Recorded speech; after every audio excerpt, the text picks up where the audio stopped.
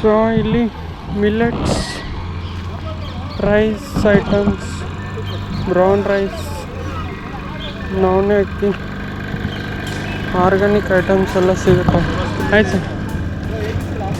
ಇದು ರಾಜಮುಡಿ ಅಂತ ನಮ್ಮ ಮೈಸೂರು ಮಹಾರಾಜರು ಬಳಸ್ತಾ ಇದ್ದಂಥ ಅಕ್ಕಿ. ಇದು ರಕ್ತಸಾಲಿ ಸರ್, ಸ್ವಲ್ಪ ಜೋರಾಗಿ ಹೇಳಿ ಕೇಳಿಸ್ತದೆ.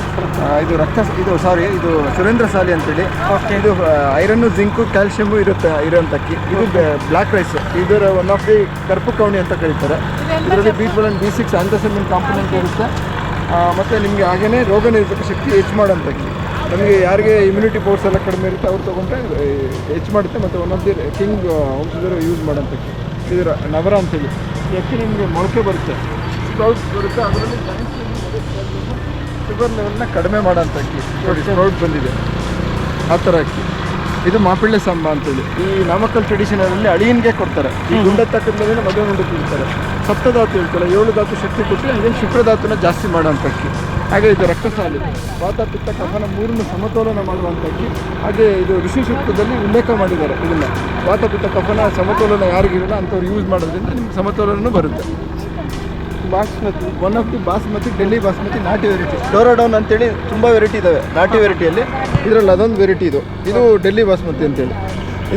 ಇದು ಗಂಧಸಾಲಿ, ನಮ್ಮ ಕರ್ನಾಟಕದ ತಳಿ. ನಮ್ಮ ಏಜ್ ಆದ ಪರ್ಸನ್ಗಳಿಗೆ ಏನಾಗುತ್ತಂದರೆ ಪಚನ ಕ್ರಿಯೆ ಕಡಿಮೆ ಇರುತ್ತೆ.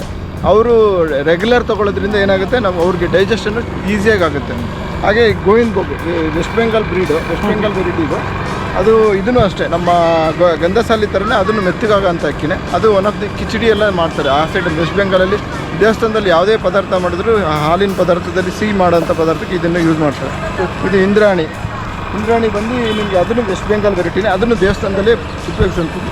ಇದು ಕರಿಗಜ್ವಲ್ಲಿ ಅಂತೇಳಿ, ಭತ್ತ ಕಪ್ಪು ಬರುತ್ತೆ, ಅದರ ಅಕ್ಕಿ ಮಾತ್ರ ಬಿಳಿ ಬರುತ್ತೆ. ಆ ಥರ ಅಕ್ಕಿ ರೆಗ್ಯುಲರ್ ಯೂಸ್ ಮಾಡೋಂಥಕ್ಕೆ ಸಿದ್ಧ ಸಣ್ಣ ಇದೆ, ಬ್ರೌನ್ ರೈಸ್ ಇದೆ, HMT ಅಂತ ಬಂಗಾರ ಕಟ್ಟಿ ಇದೆ, ಮೆದೆ ಮುಗಿದು. ಆಗಿನ ಕಾಲದಲ್ಲೆಲ್ಲ ಮೆದೆಗಳನ್ನ ಹಾಕಿಬಿಟ್ಟು ಆಮೇಲೆ ಮೆದೆ ತೆಗಿತಾ ಇದ್ವಿ, ಈಗೆಲ್ಲ ಮರ್ತಿದ್ವಿ. ಅದು ಮತ್ತೆ ಪುನರ್ಜನ್ಮ ಬರ್ತಾ ಇದೆ. ಆ ಥರ ಅಕ್ಕಿ ಅಂದಿದೆ. ಅದು ಫೈಬರ್ ರಿಚ್ ಇರೋಂಥ. ಶಾಪ್ ಎಲ್ಲಿದೆ ಸರ್? ಶಾಪ್ ಶಂಭು ಅಂತೇಳಿ, Ramakrishna Ashram circle, Honda showroom ಆಪೋಸಿಟಲ್ಲೇ. Honda showroom opposite. ಎಷ್ಟು ವರ್ಷದಿಂದ? ನಾವು ಇದೊಂದು 9 ಇಯರ್ಸಿಂದ ಇದೇ ಕೆಲಸ ಮಾಡ್ತಾ ಇದ್ವಿ. ಓಕೆ. ನಿಮ್ಮ ಹೆಸರು ಸರ್? ಶಂಕರ್ ಅಂತೇಳಿ. ಶಂಕರ್ ಆ್ಯಂಡ್ ಸರಸ್ವತಿ ಅಂತ ಇಬ್ಬರು ಸೇರಿ ಮಾಡ್ತಾರೆ. ಓಕೆ. ಆರ್ಗ್ಯಾನಿಕ್ ಅಲ್ವಾ ಸರ್? ಎಲ್ಲ ಸೆಟ್. ಇದು ಸಾವಯವದಲ್ಲಿ, ಅದರಲ್ಲೂ Subhash Palekar natural ಫಾರ್ಮಿಂಗಲ್ಲಿ ಮಾಡಿರೋಂಥವ್ರೆ.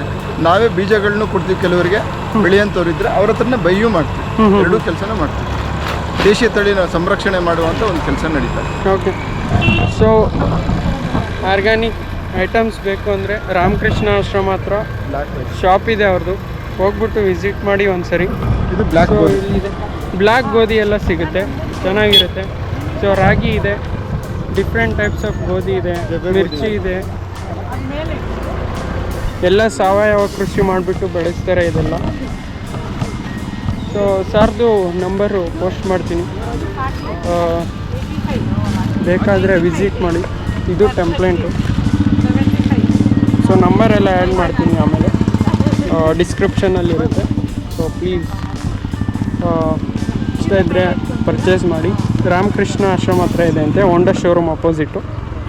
Okay, thank you. If you like the video please like, share, subscribe. Thank you. ನಮಸ್ತೆ.